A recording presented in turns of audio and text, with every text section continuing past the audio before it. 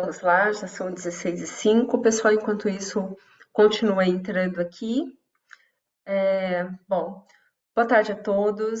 É um prazer, né, estar aqui, estarmos de volta, né, em mais uma webinar, uma Webnauper. Então, sejam todos bem-vindos aqui na primeira edição de 2023 da Webnauper de Saúde. E dessa vez nós vamos aqui abordar o tema que é o estresse e síndrome de burnout e aprender a identificar alguns sinais. Então, nós estamos em janeiro, que é uma campanha do Janeiro Branco, e a campanha deste ano ele vem com o lema de a vida pede mais equilíbrio, que eu acho que é o que a gente precisa, né? Nesses tempos que a gente passou, que não foram fáceis para ninguém, o desequilíbrio ele reinou em muitos pontos da nossa vida, principalmente na nossa saúde emocional, que foi aí o mais afetado, né? Tirando a saúde física por conta de uma doença que foi o Covid.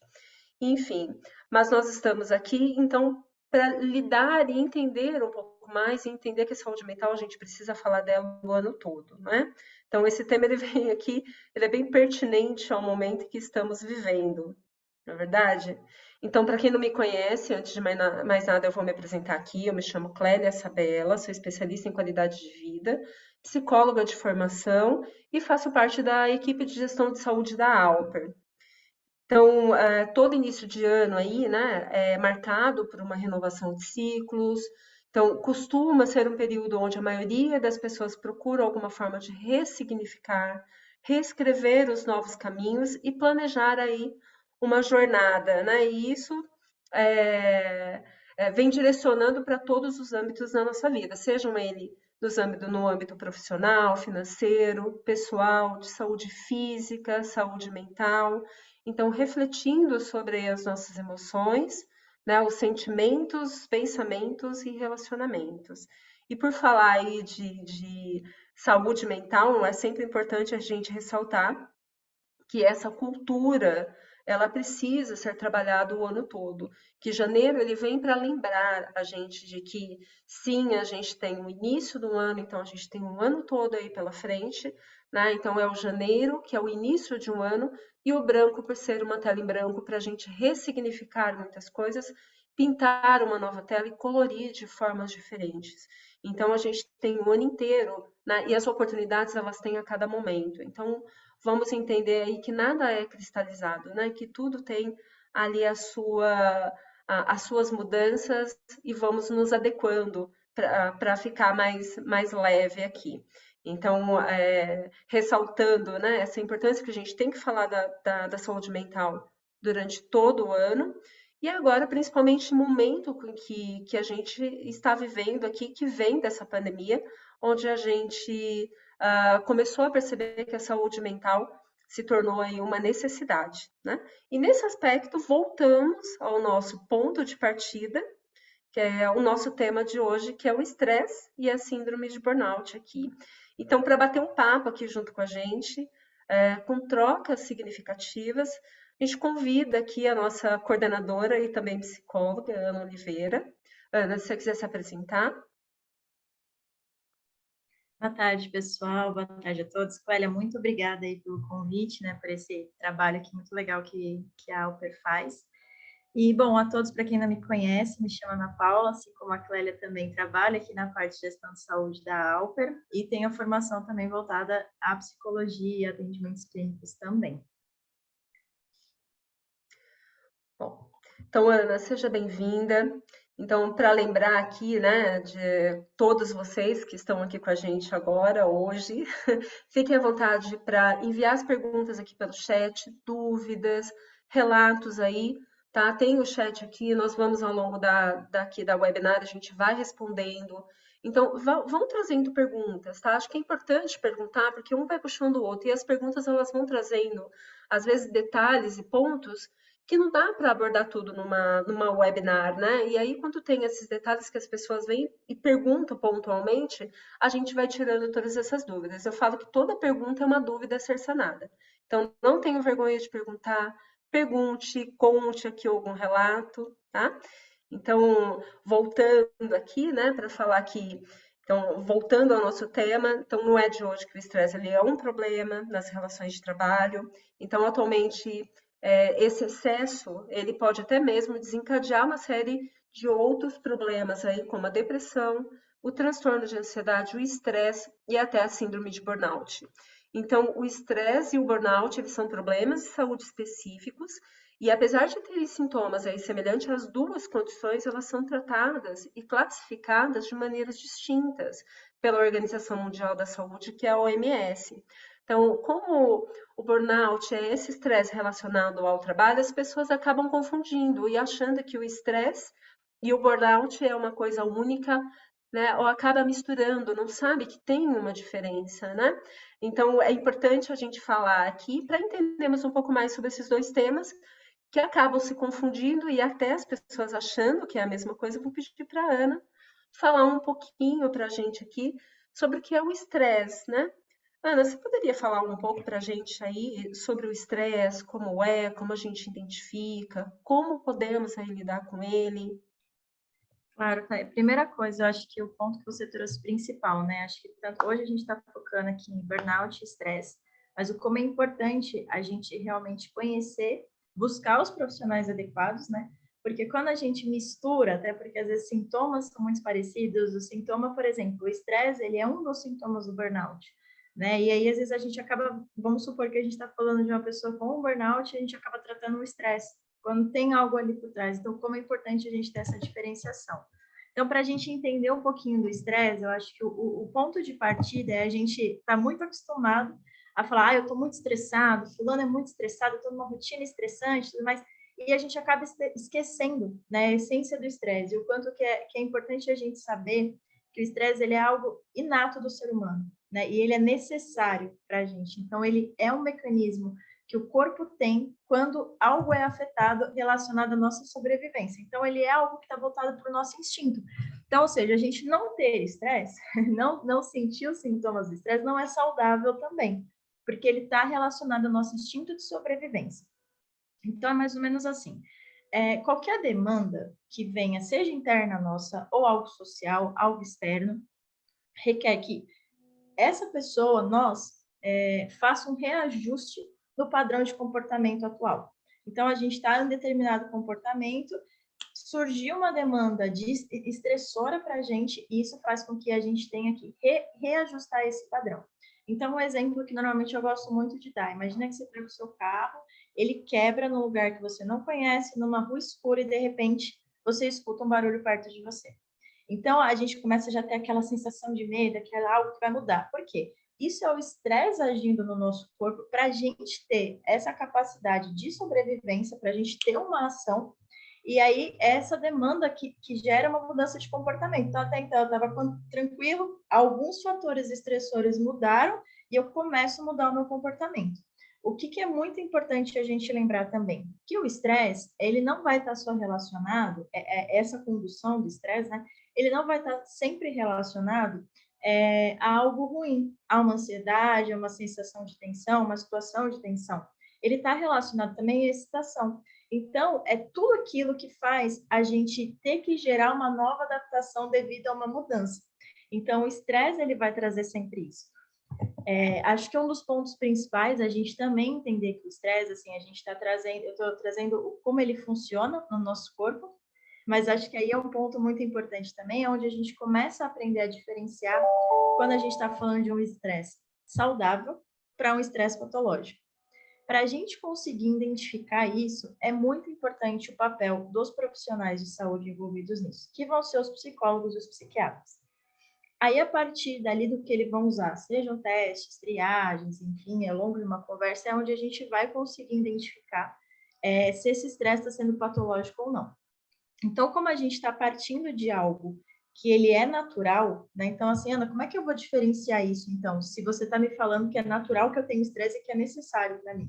A gente sempre vai partir do tempo que isso vem acontecendo e o prejuízo que vem se trazendo na vida do indivíduo. Então, é algo que estava equilibrado, que desequilibrou. Quanto de prejuízo isso está trazendo para a vida dessa pessoa? Há quanto tempo isso vem acontecendo? E é aí que a gente começa a trabalhar para conseguir identificar quais são gatilhos, o que fazer, mudança de comportamento, enfim, ali o seu profissional vai fazer junto, mas é onde a gente começa a ter algumas percepções. Sim.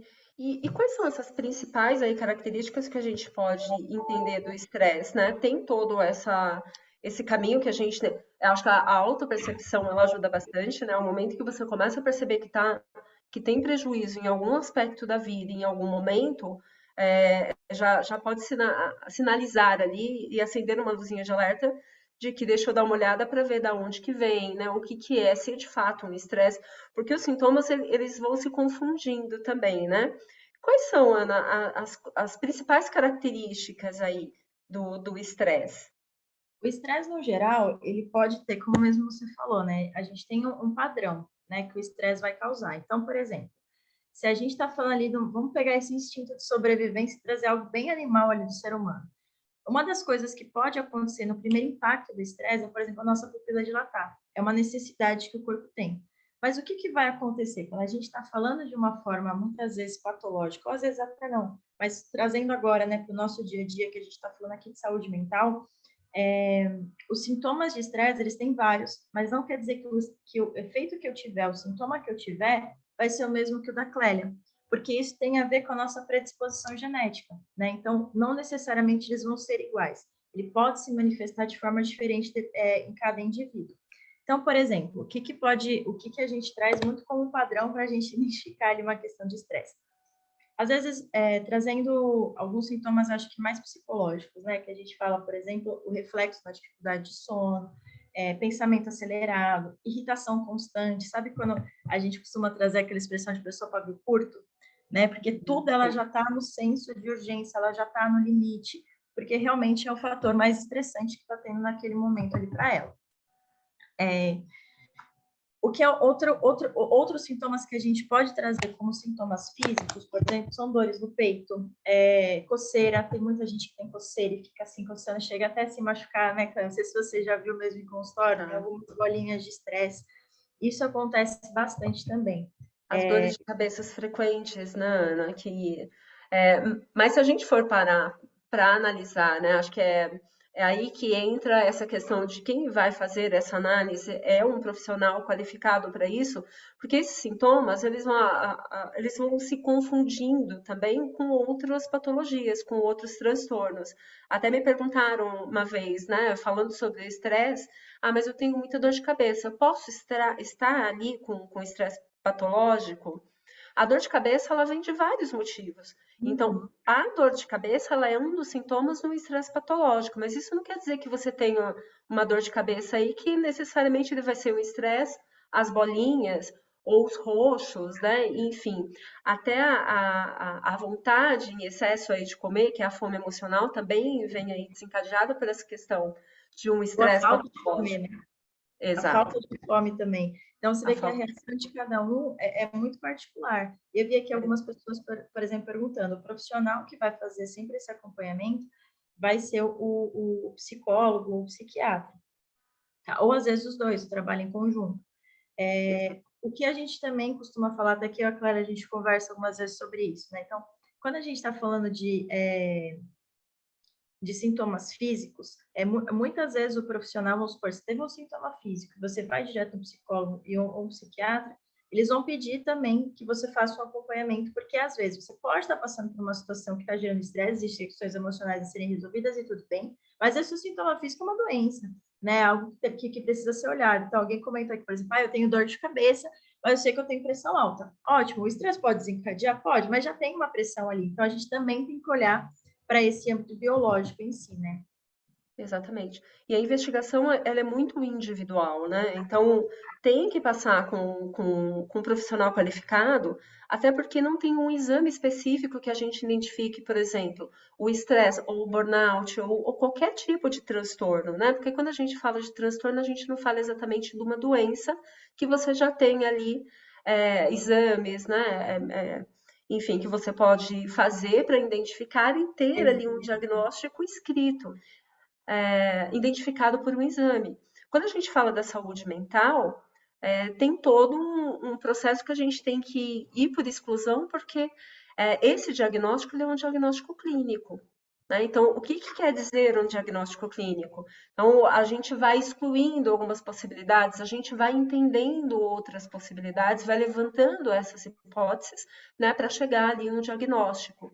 Então, cada pessoa ela vai ter ali, mas ela vai ter dor de cabeça, ela vai ter isso, ela vai ter aquilo, ela vai ter aquilo outro.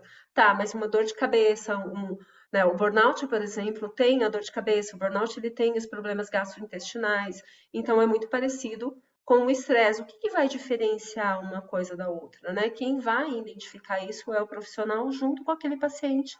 Porque se for tudo direcionado, por exemplo, acho que entrando agora, né, no burnout, tudo direcionado para para o trabalho completamente, porque tem que ser necessariamente o burnout identificado todos os sintomas voltado para o trabalho, aí a gente pode levantar essa hipótese de que há um burnout ali, esses sintomas, a síndrome, por exemplo, e a gente fazendo junto com esse paciente todo esse levantamento desses dados, né? É perfeito. Eu lembro que eu tinha um professor que ele costumava falar exatamente o que você trouxe quando a gente fala de transtorno. Né? Ele falou, se você pegar para ler CIDs, por exemplo, de saúde mental, você vai falar assim, nossa, eu tenho. Aí você vai ler ali um dia, meu Deus, eu tenho. Nossa, eu tenho depressão. E você realmente vai se identificando, por quê? Porque é realmente tudo que está no ser humano. É tudo que a gente tem, mas ele tá, aí ele usava essas expressão, ele está transtornado. Ou seja, ele está fora de desequilíbrio. Então, é algo que a gente tem que desequilibrou. E por isso que é considerado um transtorno. Né? Então, assim, algo que tem muita discussão, né, para a gente saber o que é normal, o que não é, o que é loucura, o que não é. Dentro da psicologia existe muito isso. Porque justamente é muito difícil você conseguir diferenciar, porque é algo que é inato nosso. Né? Então, assim como o estresse, outros transtornos também, por exemplo, eu estou ansioso porque eu tive um período de ansiedade. Não, às vezes está passando por um momento. Né? Então, tudo isso precisa ser avaliado com muito cuidado com os profissionais. Essa E questão tanto aí, o estresse. Ah, pode desculpa. falar. Não, pode Não, e falar. tanto o estresse quanto a ansiedade, né, eles são inatos ao ser humano e a gente precisa, né, para nossa autossobrevivência. Então, o estresse é quando a gente está sendo colocado a um ambiente estressor, né, e como que o nosso corpo está reagindo em relação àquilo. E a ansiedade também, quando a gente traz essa questão da saúde mental, né, a gente também tem que colocar as nossas questões emocionais, que nós vivemos num corpo único, né, que não tenha a separação do corpo da Ana, saúde mental da Ana e a saúde física separados de um corpo. Nós temos um corpo único, que a gente tem a nossa parte física, fisiológica, metabólica e tem a questão emocional, né? A saúde emocional que está tudo dentro de um corpo único. E um vai passando pelo outro. Então, por exemplo, o estresse é importante para o nosso corpo, a ansiedade é importante para a nossa autopreservação, mas quando está fora daquele padrão esperado, torna-se um transtorno, torna-se, né, patológico de uma forma de que está trazendo prejuízo para a nossa vida física, para a nossa vida emocional, né, e vai passando ali. Então, é um momento que eu acho que a gente está passando aqui da pandemia, que traz esse aspecto de adoecimento da saúde mental sendo falada cada vez mais. A gente precisa falar da saúde mental e entender como que isso funciona para ir desmistificando, para ir quebrando esses tabus, né? E entendendo que cada pessoa ela vai ter uns sintomas diferentes do outro, às vezes com o mesmo diagnóstico, com sintomas diferentes. Né? Porque cada um de nós somos indivíduos, né, Ana? Nós temos ali, a gente internaliza a vida de forma diferente uma da outra, né? Tem uma história, né? E eu acho que isso Tem sempre tem que ser história. considerado também. Eu acho que em relação ao estresse, assim, para a gente, assim, entendendo e fechando esse ciclo, né, em relação a ele, eu acho que é interessante, dentro ainda das características, quando a gente fala, tá? Retomando ali que a gente estava falando, né? O estresse, ele vai ter algumas fases, né? Então, vamos colocar aqui como se fosse uma historinha, né? De uma pessoa que naquele primeiro sofreu ali um contato com estresse, né? Então, vai ter todas aquelas mudanças, a gente está falando de mudanças fisiológicas também, né? Então, eu falei, por exemplo, a pupila dilatada, aumento da frequência cardíaca e tudo mais. Então, nesse primeiro momento, o estresse é separado em 3 fases, tá? Que a gente costuma falar. Então, a primeira fase que a gente fala é a fase de alerta. Então, ou seja, a fase de alerta, vamos voltar lá, essa questão bem instintiva, bem animal ali, né, do homem. Então, onde a gente começa a ter as mudanças corporais para tentar me adaptar. Então, pensa que eu tô aqui, sofri um estímulo estressor, falei, agora eu preciso começar a me adaptar corporalmente falando, né, para me adaptar a isso. É nesse momento onde ele vai identificar a necessidade dessa adaptação interna. Então, aí nessa primeira fase que a gente fala, que a gente acaba tendo duas mini fases dentro dela. A primeira delas seria essa primeira fase de choque, que é esse primeiro contato com esse estímulo estressor, que é onde tem essas características que eu falei para vocês. Frequência cardíaca, a pressão costuma também alterar, assim como a frequência cardíaca. Essa dilatação da pupila que eu tinha falado para vocês também. E aí a fase que acontece ainda dentro dessa fase de alerta, que é quando esse estímulo permanecendo, ele começa a manter esse esforço adaptativo. Então, ou seja, a frequência cardíaca mantém, pressão alterada mantém, dilatação da pupila mantém. Por quê? Porque eu tive o primeiro contato, mas eu estou tendo essa fase que a gente chama de contra-choque. Então, eu estou me adaptando a essa primeira fase. Vamos manter, então, que essa pessoa sofreu esse primeiro estímulo e que esse estímulo estressor ainda permanece na vida dela.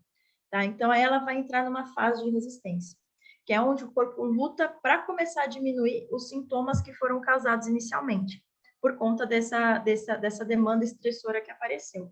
Então, assim, ela pensa, tive a primeira fase, meu corpo se adaptou, agora esse estresse está permanecendo, então eu preciso começar a criar resistência. E é quando eu começo a lutar contra esses sintomas. Tudo isso fisiológica, mentalmente acontecendo. Quando esse mesmo estímulo ainda permanece, a gente entra na fase que a gente chama de exaustão, que é o que acontece? É quando houve algumas falhas ou uma falha nesse processo de adaptação. E é onde eu começo a ter, talvez, aí os reflexos emocionais. Aqui é quando esse estímulo estressor ele permanece, eu não consegui me adaptar totalmente a isso, e isso pode gerar diversas doenças psicossomáticas. Aqui a gente está falando, por exemplo, de pessoas que podem ter um infarto devido a um estresse. Né? A gente está falando de pessoas que começam a entrar no estresse patológico. Então, a gente está falando de algumas doenças que podem acontecer devido a um estímulo estressor. E isso a gente pode deixar, tanto que se você quiser olhar para trás ali na história, né, a gente bem pré-histórico mesmo na sobrevivência, como a gente consegue trazer também para a nossa realidade. Né? Então, quando eu começo a ter aquele estresse se torna cotidiano, aí eu tenho que tomar cuidado para não chegar nessa fase de exaustão. Né? E aí é o que a gente, aos pouquinhos aqui, vai falando, né, que são os cuidados que a gente pode ter em relação a isso. Exatamente. Ana, e o que que você acha qual é a sua visão, na verdade, do cenário aí de saúde mental no Brasil, que eu acho que é importante a gente trazer, até por início aí, né, de ano, e falando também dessas questões que são tão importantes e identificadas, né? O que eu vejo, assim, hoje em dia de saúde mental, eu acho que, como tudo acontece quando há uma quebra de tabu, eu acho que a saúde mental vem quebrando um tabu que existia durante anos, né, aos pouquinhos, acho que a gente vem melhorando, mas ainda assim existe muita ignorância, que eu digo não no sentido pejorativo, mas de falta de conhecimento mesmo, mas acho que se a gente olhar para alguns anos atrás, a gente já avançou bastante em relação a isso. Hoje, a gente consegue ouvir pessoas conseguindo falar tranquilamente que passam no psiquiatra, que fazem uso de medicação, que vão ao psicólogo, que identificam e falam, às vezes, o CID que tem, né? Então, olha, eu tenho isso, eu sou diagnosticada com isso, e eu acho que é muito legal, e a gente pode ver o quanto que a gente fez, por exemplo, aqui mesmo dentro da Alpa, de palestra mesmo em relação à saúde mental. Então, é um tema que vem crescendo e eu fico muito feliz quando eu vejo a gente podendo falar, por exemplo, de burnout dentro de empresas. Né? Mostra essa quebra de tabu. Mas como eu acho que tudo que é quebrado, né, que tem muito aquele segredo de não falar, a gente também vai para o extremo. E a gente tem que tomar muito cuidado para não banalizar. Né? Então, a gente escuta muito falar de burnout, muito falar de depressão, muito falar de estresse, de ansiedade, mas a gente tem que tomar cuidado para isso não banalizar e ainda assim manter o quanto isso é sério como um assunto, o quanto é importante o tratamento e o tratamento correto. Né? Então, hoje a gente tem muita rede social, a gente consegue ter muito acesso, mas ainda assim o conhecimento e o dever do profissional é o mesmo, né, em relação a isso. Então, a automedicação, o autodiagnóstico, tudo isso a gente tem que tomar muito cuidado, não é só porque eu me identifiquei, porque eu vi na internet alguém falando sobre, eu fiz e deu certo. Então, eu acho que eu vejo isso hoje, tá? No Brasil, principalmente. Acho que a gente deu alguns passos, mas como tudo que acontece, a gente vai para o outro lado e acho que as coisas vão entrando em um determinado equilíbrio. Esperamos e a gente torce para que isso aconteça cada vez mais rápido, né? Eu lembro que em 2017, quando eu iniciei trabalhando em empresas, o quanto ainda tinha dificuldade, né, de psicólogo falar dentro de empresas sobre a saúde mental. Tinha, assim, e 2017 não está tão longe, né? Então a gente tem aí num curto período de tempo acho que falando bastante, né, quebrando um pouco esse tabu, desmistificando que a saúde mental ela não é tão importante e ela é tão importante quanto a saúde física, a gente precisa falar e precisa ir desmistificando, né? E eu acho que a informação, ela traz aí a psicoeducação, né? A gente precisa ir cada vez mais introduzindo no ambiente de trabalho para saber que a gente não pode estigmatizar, né? Falar, aquela pessoa que está andando ali, sei lá, essa daí é a que tem burnout, essa daí é a que tem estresse, essa daí é que tem depressão. Então você estigmatiza a pessoa de uma forma em que ela acaba ficando com vergonha e com medo também do tratamento, porque vai ter essa exposição, né? Então a gente precisa cuidar ali da saúde como um todo e também cuidar daquilo que a gente fala, daquela forma que a gente olha. Então, quanto mais informação, a gente vai desmistificando isso. Ninguém tem vergonha de, quando quebra um pé, procurar um ortopedista, né? Mas tem vergonha quando está adoecido mentalmente, procurar um psiquiatra ou um psicólogo. Então, isso precisa ser quebrado. Precisa entender que a saúde física e a saúde mental andam junto, as psicossomatizações elas existem, né? Então a gente está doente fisicamente, a gente pode adoecer mentalmente, e a gente está doente mentalmente, pode adoecer fisicamente, porque nós moramos num corpo que a gente precisa cuidar, né? É uma casa que ela tem ali o encanamento, a questão de água e luz, as paredes que precisam ser pintadas. Então a gente precisa ir cuidando. Se você não cuida de uma coisa, né, vai acontecer de ir deteriorando outra. Então a gente precisa cuidar do nosso corpo como um todo, né, Ana? Não, Tem eu bastante pessoa falando bastante aqui, ó. tenho, o pessoal está super participando, eu estava vendo aqui algumas perguntas. Acho que a gente pode seguir, talvez, né, falando um pouquinho aqui ainda do burnout, que talvez tire algumas dúvidas e a gente vai puxando aqui, tá bom? Exatamente. Acho que aproveitando aqui alguns pontos que você trouxe, né, Cléia, e acho que é um momento aqui de bastante dúvida que o pessoal está trazendo. Hoje, o que que você, né, entende que é o burnout, né? Se a gente for trazer de uma forma resumida, o que ele seria? É, é interessante, né, Ana? Muitas pessoas ainda não sabem o que é o burnout. O burnout, ele já existe, essa palavra, né? O burnout, que é queimar-se na tradução ao pé da letra, queimar-se por completo. Isso em 1970, mais ou menos, um psicanalista, o Fraudenberg, ele vem identificando com os profissionais de saúde um estresse voltado a esse trabalho, né? E ele começa a estudar sobre isso e ele faz essa nomenclatura, né? Ele quem nomeia ali fala do burnout. Na verdade, o burnout ele é um transtorno que se desenvolve gradualmente aí por conta desses desajustes entre o trabalho e o indivíduo, né, que acaba afetando aí homens e mulheres que vivem situações de estresse constante prolongado no ambiente de trabalho. Então, a segunda aí, a Associação Nacional de Medicina do Trabalho, os sintomas necessariamente têm que estar relacionados aí ao trabalho. Então, o burnout ele foi recentemente incorporado ao Código Internacional de Doenças aí do CID, isso no ano passado, em 2000, a partir de janeiro do ano passado, de 2022, né, no CID-11. Então, o burnout ele é considerado hoje, a partir do ano passado, está dentro do CID considerado uma doença ocupacional, né? Porém, já existe, o burnout ele já é reconhecido pela Organização Pan-Americana, que é o OPAS, e o Ministério da Saúde do Brasil aqui, eles já incluíram o burnout como uma doença ocupacional desde 2000. Então, o burnout não é uma doença nova, né? A síndrome de burnout aí, ela foi definida pela OMS, resultante desse estresse crônico associado ao local de trabalho que não foi adequadamente administrado. Então, quando a gente fala, parece que é algo novo, né, que surgiu ali na pandemia. Olha o Acho tempo que já que acontece, né? já vem sendo estudado com outros nomes também, né? Então, estresse no ambiente de trabalho, estresse do, enfim, são vários nomes que vêm sendo estudados, mas tudo é aí relacionado ao burnout quando a gente fala desse do ambiente de trabalho, né? Que é esse estresse associado ao trabalho que não foi adequadamente administrado. Tem uma psicóloga, a coordenadora do ISMA, a Ana Maria Rossi, numa das entrevistas que ela fez para o G1, se não me engano, ela trouxe aí que tem uma pesquisa, né, que foi realizada uma pesquisa da organização ao longo de 2018 que não foi apresentada publicamente, que identificou que 72% dos brasileiros têm alguma sequela de burnout, seja ela em nível leve, intermediário ou alto.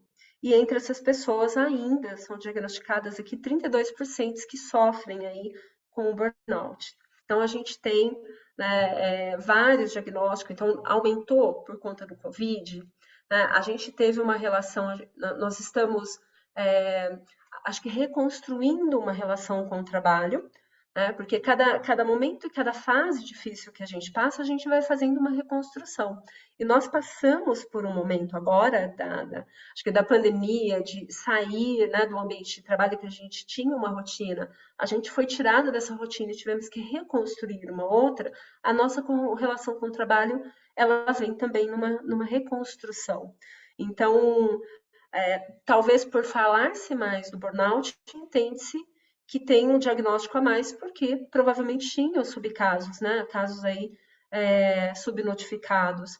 Mas é algo que a gente precisa conversar também, porque ela existe e está já há muito tempo na humanidade, né? Mas que bom que ela está sendo falada, porque a gente tem aí uma possibilidade de falar sobre, de tirar as dúvidas, saber como lidar com aquilo, como identificar e como tratar. Clay, me fala uma coisa, agora que você falou da identificação também, né? Como a gente consegue identificar os sintomas aí do burnout? Uma boa pergunta, né? Se é muito parecido com as outras patologias, né?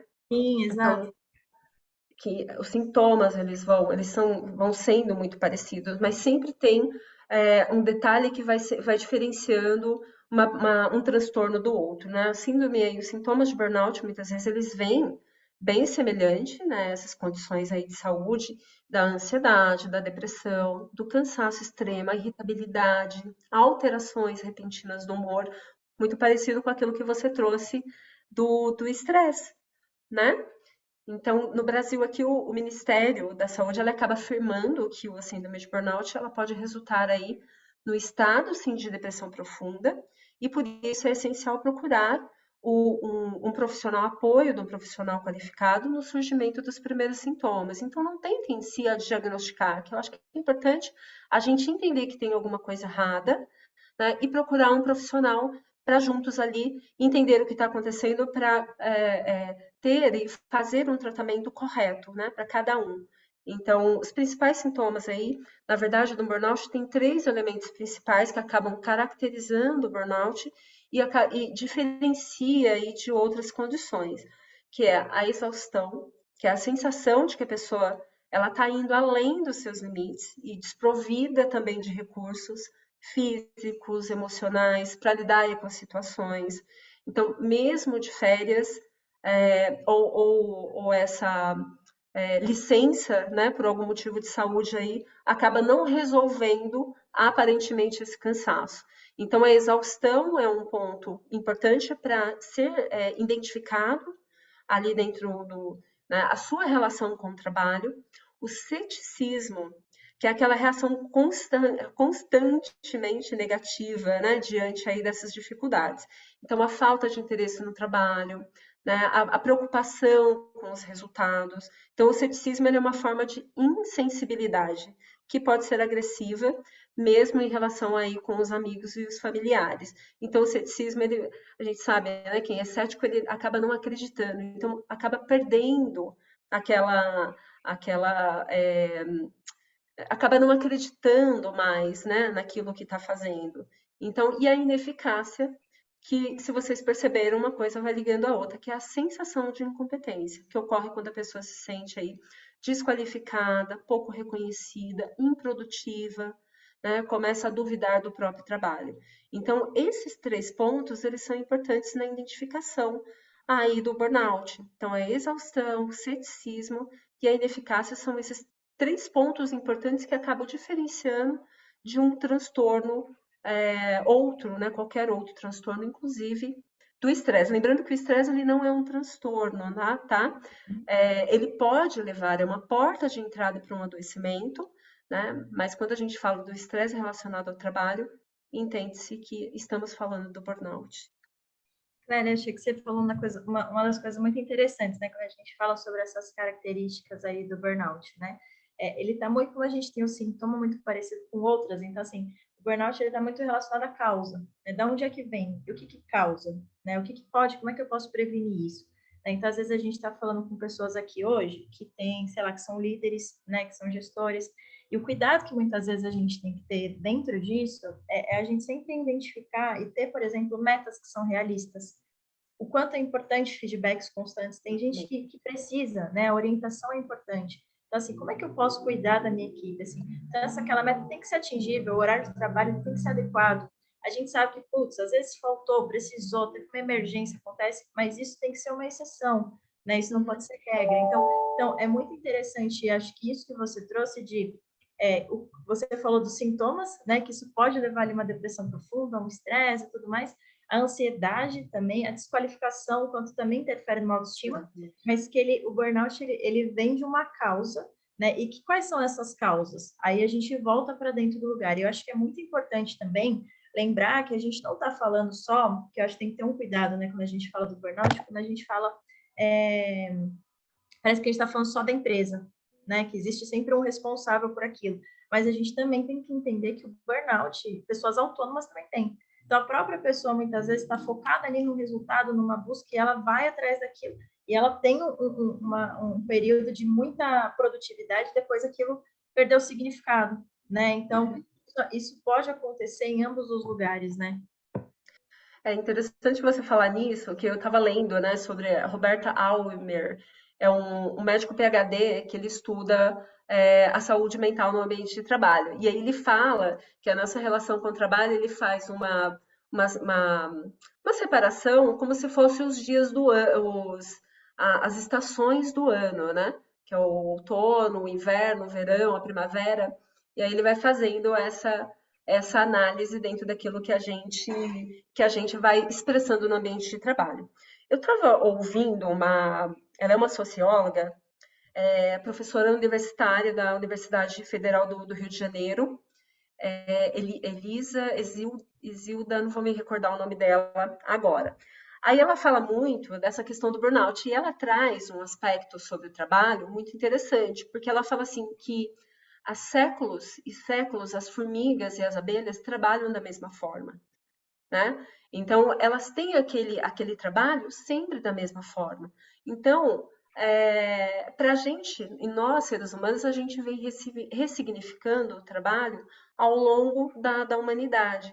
Então o trabalho para a gente, é, como eu trouxe um pouco antes, agora na pandemia, olha de novo a gente aí se reestruturando dentro desse trabalho. Então, é uma via de mão dupla. Então, de como que eu internalizo aquilo que está acontecendo, então, o quanto de fato, né, aquele trabalho, o ambiente está sendo um ambiente estressor e me trazendo todas as consequências do estresse, então está relacionado ao ambiente de trabalho e está me trazendo várias outras consequências. Então, precisa de fato entender o que está acontecendo, porque enquanto seres humanos, a gente tem que é como que chama na psicanálise, Ana, quando a projeção, né? Então, muitas vezes a gente fala assim, mas eu não vou com a cara dessa pessoa, porque essa pessoa te lembra alguém, desculpa, isso é transferência. Essa pessoa te lembra alguém, né, que pelo qual você teve ali um atrito e não conseguiu resolver aquilo, então isso te traz um sentimento. Então, muitas vezes, como a gente muda de ambiente de trabalho, muda de local de trabalho, às vezes você teve uma questão com aquele trabalho anterior, não foi resolvida, você entra num trabalho novo e tem algo muito parecido. Não, não que seja a mesma coisa, mas se não foi resolvido lá na frente, vai ser resolvido agora? Então, não jogando para a pessoa a responsabilidade no adoecimento do burnout. Mas o que eu quero dizer é que é uma via de mão dupla, né? Porque sim, a empresa também pode, em algum momento, em algum aspecto, mudar, modificar, porque nós estamos em modificação. Então, o burnout é muito interessante quando a gente para analisar essas duas vias, né? Trazendo um pouco do que você trouxe, da Claro, fala que você... acho que até entrei aqui que uma das perguntas que fizeram para a gente é que programas a empresa pode desenvolver com liderança para ajudar a identificar os sinais. Muitas vezes, resistência, aceitar, pedir ajuda, dificuldade de agir adequadamente. Acho que é isso que quis dizer. Eu acho que dentro de programas assim que pode, eu acho que é melhor o primeiro passo talvez seja escutar, né, esse funcionário, não necessariamente ali abrir, mas por exemplo, aplicação, né, de se você, por exemplo, tem uma medicina do trabalho, a gente faz aplicação, por exemplo, de testes ou mapeamento mesmo dentro de saúde mental, para você conseguir identificar como é que está essa população, né, para aí sim criar ações. Essas ações podem ser palestras, as ações podem ser rodas de conversa. A gente viu ano passado diversas empresas fazendo programas de saúde mental com palestras e depois fazia encaminhamento para um psicólogo, tinha um psicólogo dentro da empresa. Então, tem diversas ações que podem ser feitas, mas ao meu ver, eu acho que partir dali, né, Cléia, de ver essa triagem, identificar como é que está aquele time que seja. A saúde populacional, né? A saúde Exato. mental da sua equipe.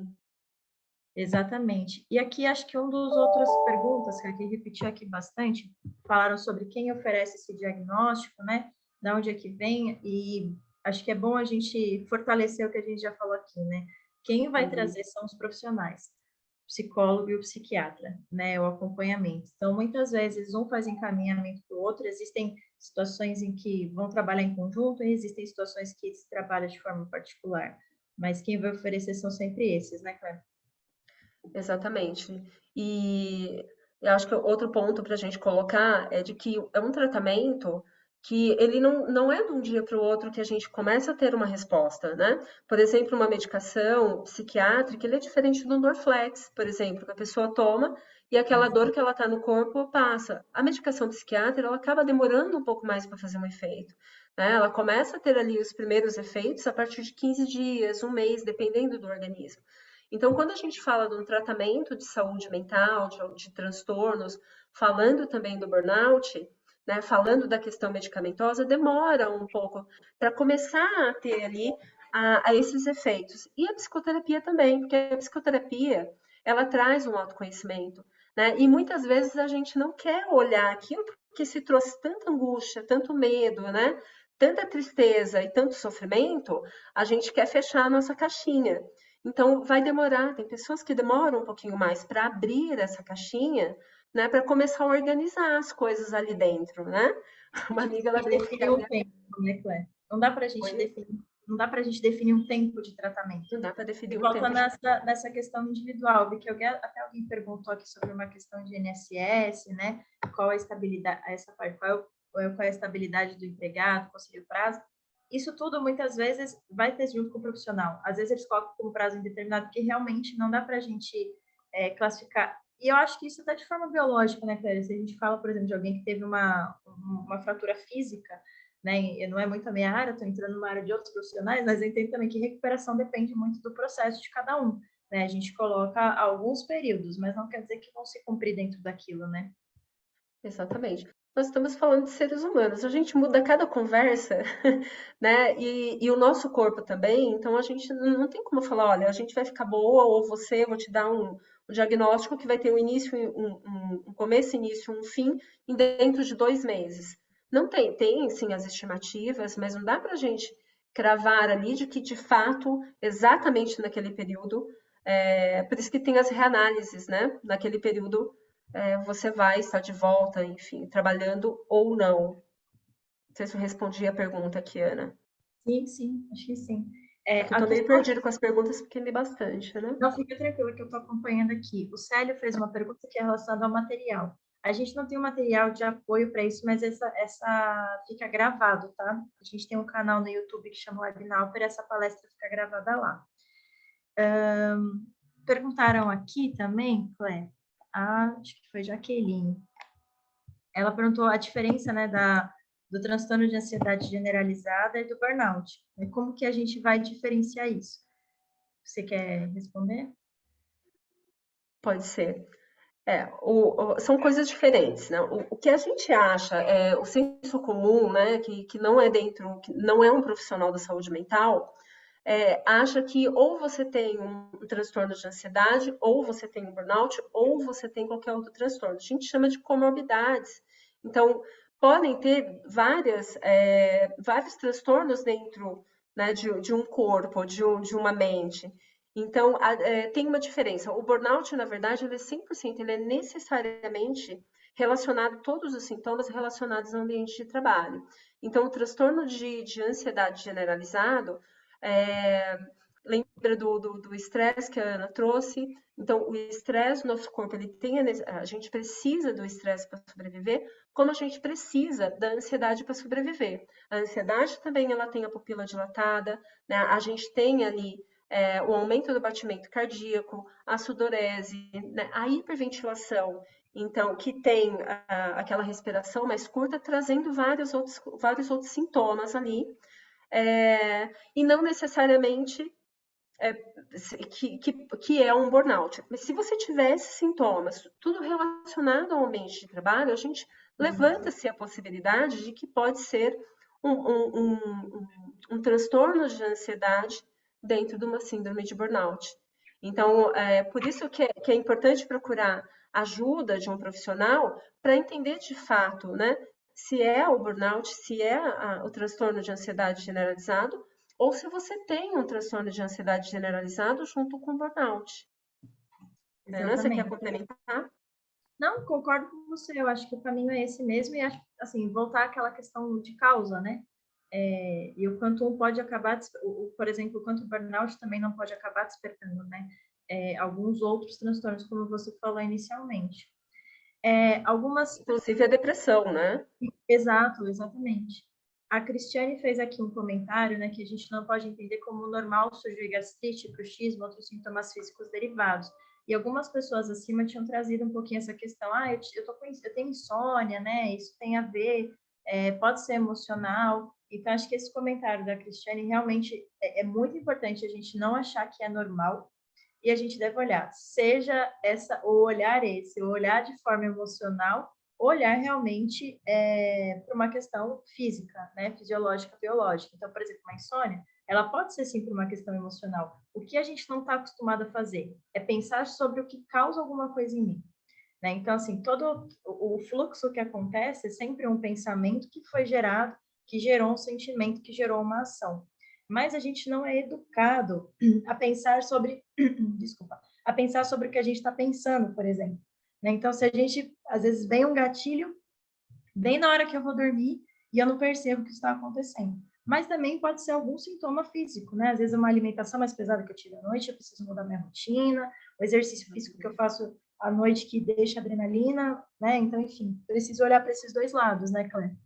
Sim, e falando da insônia especificamente, ela tem uma doença de base, né? Então, o que está causando a insônia? Então, entende-se que a insônia acaba sendo um sintoma. Então, eu tenho um professor que ele chama professor Avelino, doutor, né? Avelino, ele é o professor da USP, e ele fala que nós somos um corpo psicossomático. Então, tudo tem uma doença de base, né? Por isso que a gente precisa investigar. Então, quando a gente tem alguns sintomas, principalmente do bruxismo, ou a gastrite, sintomas físicos, né, e os derivados que foi que a Cristiane trouxe aqui, a gente tem que investigar. Inclusive, quando vai a um psiquiatra que tem esse encaminhamento ou a pessoa procura, o psiquiatra também pede exames laboratoriais, né, o exame da tireoide, enfim, até a vitamina, as vitaminas, né, a B12 também interfere ali. Então, tudo isso é investigado. Tirando-se a causa física, fisiológica, não tem nada, vamos ver o que está acontecendo. Então, de fato, pode ser que você esteja ali desencadeando algum transtorno psicológico, né, psiquiátrico, alguma questão voltada à saúde mental. Então, tem sempre que investigar. Lembra do nosso corpo que é uma casa que precisa de manutenção, né? Eu falo que a gente é uma criança que precisa ser cuidada. A gente cuida dos nossos filhos, dos nossos sobrinhos, né, das crianças pequenas e deixa de cuidar do corpo. E quando tem alguns sintomas, esses sintomas eles são negligenciados, principalmente quando se fala da saúde mental. voltando um pouco, falando do tratamento do burnout, então, as mudanças nas condições de trabalho, elas são importantes, principalmente as mudanças nos hábitos, no hábito do estilo de vida. Por quê? Porque tudo interfere.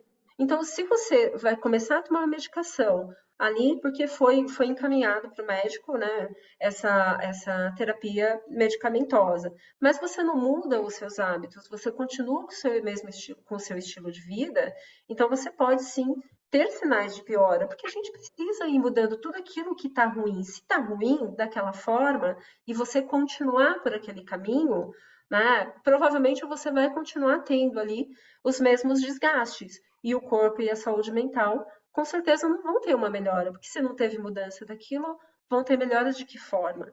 Né? Então, a gente precisa olhar, precisa analisar de fato, aceitar que sim, a gente adoece e que precisa cuidar, e cuidar de fato. Ah, Clélia, mas eu não tenho uma melhora significativa do jeito que eu gostaria de ter. Tá bom, né? Mas o importante é você continuar com esse tratamento, né? Porque vai melhorando gradativamente, porque isso vai de corpo para corpo, vai de organismo para organismo, e vai também de saúde mental para saúde mental, porque nós somos pessoas com contextos de vidas diferentes.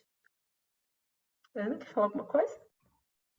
Não, eu concordo Não? mesmo com você. Acho que um ponto que é até para a gente, tanto quando a gente fala, né, de saúde mental, para a gente fechar, né, com esse tema, tanto para o estresse quanto para o burnout, assim, mais uma vez a gente falando, mas acho que é muito importante. Como é que a gente previne? Né? Como é que a gente pode fazer para não chegar a precisar de um tratamento, de acompanhamento? O que você traz para a gente como sugestão? A recomendação é a adoção das práticas fora do trabalho que dê essa satisfação e prazer, como o esporte, por exemplo, né, um hobby qualquer, uma mudança, a mudança de hábitos ruins, ela é de extrema importância. É, até dentro, tem muitas pessoas que falam que a espiritualidade ela é de extrema importância, não falando de religião, né? O que que é a espiritualidade? É a gente olhar para nós, para o nosso corpo, tudo aquilo que faz bem para a gente, de uma forma de quem gosta de contemplar a natureza, quem gosta de fazer yoga, quem gosta de fazer meditação, por quê? Porque tudo isso traz benefícios para o corpo, né? Mudar uma alimentação ruim, mas eu vou ter que virar fitness para um dia para o outro. Não, mas o que que você pode ir mudando ao longo, que são hábitos ruins que você pode ir mudando de pouco em pouco? Porque a gente sabe que uma mudança, ela não vem ali de uma hora para outra, né? A gente tem que ir construindo, e essa construção, ela demora. Então, por isso que as mudanças, elas têm que ser planejadas, elas têm que ser olhadas, né? Mas elas têm que ser feitas alguma mudança. A gente tem que olhar para a gente e ver aquilo que a gente consegue mudar e que de fato precisa. Porque se não muda o caminho, continua andando em círculos. Né? Então você precisa ver outro lugar para poder, outra porta para poder abrir, né? Fiquei falando, filosofando um pouco aqui. Não, exatamente. E eu acho que é um dos pontos que você trouxe, assim, porque a gente costuma falar, né, de prevenção, e eu percebo que às vezes a gente espera, fala assim, nossa, ela vai me trazer um milagre aqui, né, ou uma sugestão que eu ainda não tinha pensado. A prevenção, ela é básica, né, ela é muito de autocuidado, né, ela não é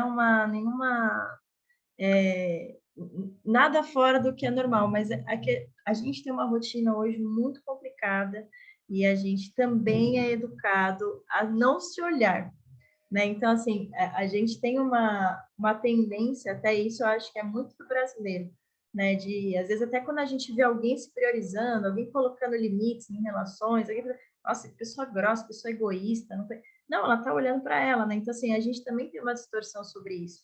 E eu acho que um dos pontos mais importantes é a questão das relações, né? Dentro, por exemplo, quando a gente fala de prevenções, né? Então, o quanto é importante a gente saber e ver dentro disso que a Clara trouxe, são hobbies, atividade física, alimentação que vai interferir.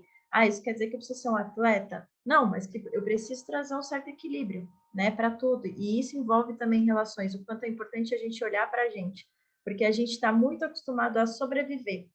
A gente está acostumado a viver, né? Então a gente faz, sobrevive, porque que a gente brinca muito de que tem boleto, que tem isso aí, então a gente vai sobrevivendo, a gente vai passando e vai deixando de lado realmente tudo isso que acaba prevenindo. Então, em algum momento, antes que o nosso corpo grite, é importante a gente parar e falar, não, pera, o que eu preciso fazer? Que tempo que eu preciso dispor para mim? Qual é esse tempo? O que eu gosto de fazer? Tem gente que não sabe nem dizer isso, né, Clé?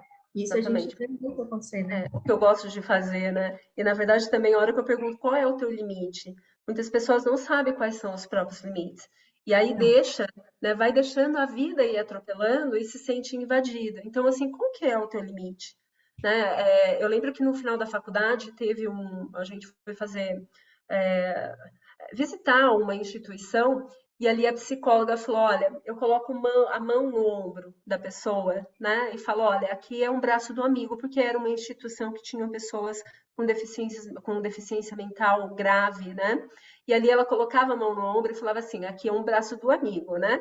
Ela falava: aqui é um limite que eu estou colocando para a pessoa saber que eu toco, que eu converso, que eu brinco, mas que essa parte eu não gostaria que invadisse, né? E isso eu trouxe para a vida, porque muitas vezes a gente tem medo de pôr os limites, porque tem medo de falar não e ter o abandono da outra pessoa. Né? Até como exato. a gente trouxe, né, acho que ontem numa conversa, mas tá bom, o quanto essa pessoa está te prejudicando, se você perder, será que vai ser tão ruim assim? Será que é Tinha um, perda, né? é, tem um senhor eu brinco que ele tem umas pérolas, é um amigo muito querido, que ele fala assim, tem coisas na vida que é melhor a gente perder do que a gente achar, né? E muitas vezes tem sim momentos e coisas que a gente vai ter que tirar da nossa vida, a gente vai ter que fazer uma faxina porque estamos restabelecendo o nosso limite. E a gente saber quais são os nossos limites, né, a gente também estabelece o nosso cuidado, em que momento que eu preciso de ajuda, né? O autoconhecimento, que é eu estou precisando de ajuda. Então, ter esse reconhecimento é uma parte importante que a gente precisa ir desenvolvendo, né? E conversando sobre a saúde mental, a gente vai falando bastante sobre isso e vai refletindo. Provavelmente vocês que estão ouvindo aqui, vendo a Webnauper, né, vão sair de uma forma diferente. Ah, mas eu não gostei, tá bom, mas tem isso daqui que eu gostei. Ah, isso daqui eu gostei. Então eu vou ver se eu consigo mudar ou refletir. Então as reflexões elas são muito importantes. O pessoal, olha, acho que não deu para responder tudo aqui. Falando do Mindfulness, é a atenção plena, ajuda bastante. Demais, né? Que a atenção plena é você ter atenção sobre tudo aquilo que está acontecendo com você. Então, de fato, é a gente parar para pensar o que o nosso corpo está sentindo. Então, vocês têm pés, né? Que agora provavelmente já devem ter mexido aí os dedinhos. Tem pernas, tem um corpo, tem uma coluna. Então, pare, olhe, né? Começam a se olhar para ver se precisam de cuidado ou não. Tem momento que a gente está bem, mas tem momento que a gente vai precisar procurar um profissional. Perfeito, Claire. Acho que é isso mesmo, assim, e lembrar também que a busca do profissional não precisa só ter, né, quando eu estou no meu auge, né? Então, por isso que acho que você comentou um ponto aí que é muito importante, que é esse autoconhecimento. O quanto a gente É, precisa realmente, porque se eu não me conheço, eu vou extrapolando os meus limites, né? Nem o dos outros, né? E acho que aqui que colocaram sobre ela disponibilizar a gravação, sim, depois ela vai ser disponibilizada, tá? ah, bom, pessoal, obrigada então. Agradeço a todos aqui. Ana, agradeço por você ter participado aqui com a gente. Ah, Foi obrigada. importantíssimo. Obrigada a todos. Vai ficar disponível lá na web, no YouTube da Alper. Tá? Então, pessoal, obrigada aí, viu, mais uma vez. Muito Obrigada, obrigada, Ana. Olha, obrigada a todo mundo, gente. Ótima tarde para todos. Beijo. Tchau, tchau. Tchau, tchau.